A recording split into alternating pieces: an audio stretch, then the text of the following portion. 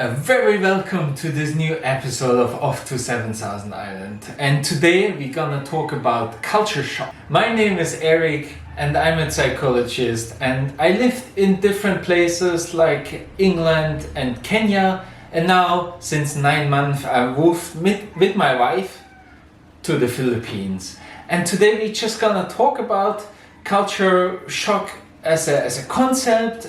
Basically two big parts, and I put all the timestamps down below. So first we have a more theoretical part of what culture shock is, and then also we're gonna talk about how we can deal with it, what can be done.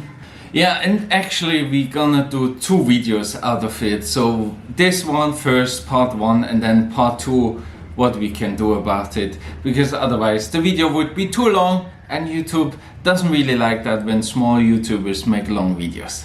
So, but continue. And then in further videos we're gonna also talk about what we actually did here when we moved to the Philippines. Not just the timestamps are down below, but also the sources I used are down below, so you can look it up yourself if you want to. Most of it is accessible for free, so you can check that out and read for yourself if you're curious about it. And just one thing before we get started, I want to ask you is to like this video if you like this topic, because often those videos are having a hard time on YouTube and I don't get any money for it, so it's just would be a nice encouragement if you give it a thumbs up as well. But let's get into the video. I feel like I'm losing my mind.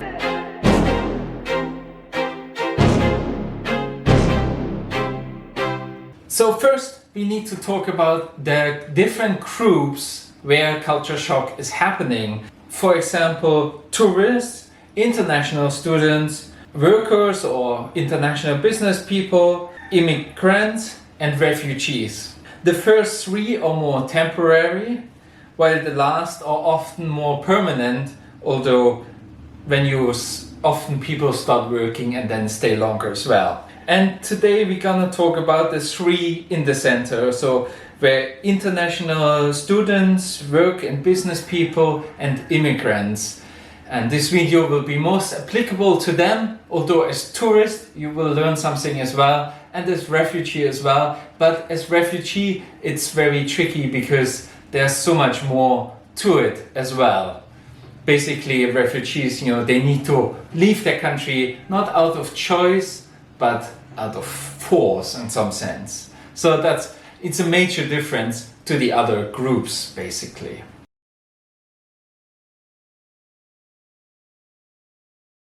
Number 2, what is culture shock? Well, culture shock in psychological language is described as a traumatic life event, a relocation to a different place in a different culture. And what often gets used is a U model. A model shaped like a U. I put it here on the screen. We use it as an illustration, although many researchers are very divided on how much and when it is actually applicable and how those stages are exactly, but it really helps to illustrate the point of what cultural shock and the process of going through culture shock actually is. And we start here on the left hand corner, basically with the honeymoon stage.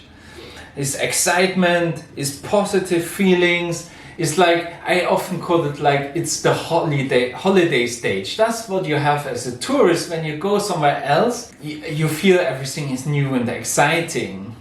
Well, often when you actually move somewhere else, somewhere more long term, then that stage is happening before you actually move. So when you prepare to go somewhere else. So basically when we prepare to go to the Philippines to move here, the month before we move were exciting. We're also stressful because of packing and stuff, but we're also like, something new, a new stage in life, something we are looking forward to.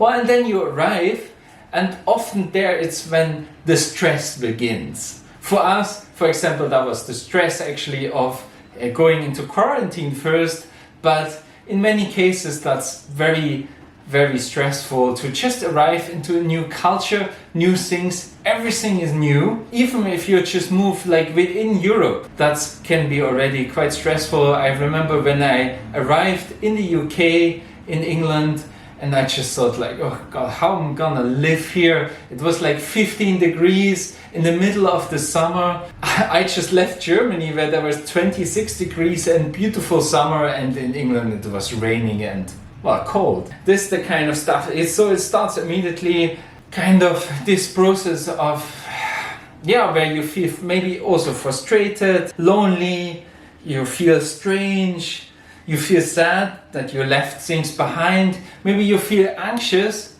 that you're separated from those things you learn to appreciate where you come from. You maybe feel even hostile to that other new culture. You feel homesick. I mean, as a child, you probably had homesickness before, but also you will feel homesick as adults. And of course, you start comparing things constantly. You compare things from your old place where you lived before, from your home country to this new place. And oh, this is not working, this is different, and so on. And of course, also often physical illness. So you get physically ill because you're in a new environment and there's new virus and bacteria around which are just affecting you more, especially when you start working in a new place. For example, lots of people start working in a new place and have lots of new contacts, maybe even with sick people. Lots of health workers immigrate around the world, and that will of course affect you in a great way and adds to that overall frustration. But then you slowly adjust and recover and so on, and it goes back up basically on the feeling well scale, if you want. So that's called the adjustment or recovery period. It's generally you're more happy, you understand the culture, you accepted this life as your new reality, as your normal life. It just becomes day-to-day life. There's something just normal. For example, here you probably hear it in the background, all those little motorbikes driving around past my house. In the beginning I found quite annoying because, like if you have a big motorbike, okay, have a loud engine. But if you have those tiny mopeds, why are your exhaust so loud, for example? And you just accept that and it becomes normal. It becomes normal life, and actually in your home country life becomes more strange. And if you go back, you go through that cycle again. So now where we have talked about what is culture shock actually and the process where you go through, I would probably say I'm on the way up again.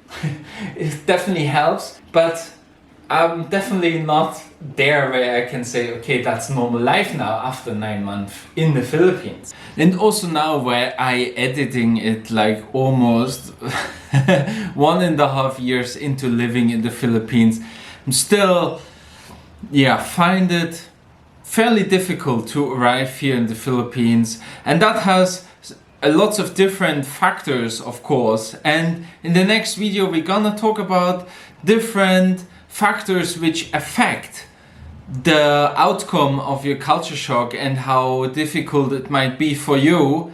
And we consider the research on that as well.